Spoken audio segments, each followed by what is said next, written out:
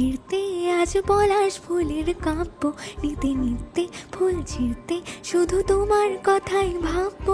আজ হাওয়া বেপরোয়া দিল সন্ধে পাখির ঝাঁক, এই বিকেল আর বেল ফুল হৃদ মাঝারে থাক।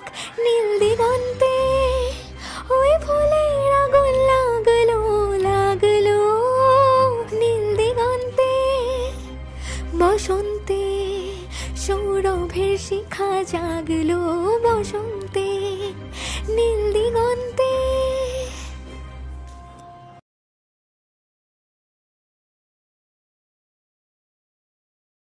আমার পোড়া কপালে আর আমার সন্ধে সকালে তুমি কেন এলে জানি না এখনো।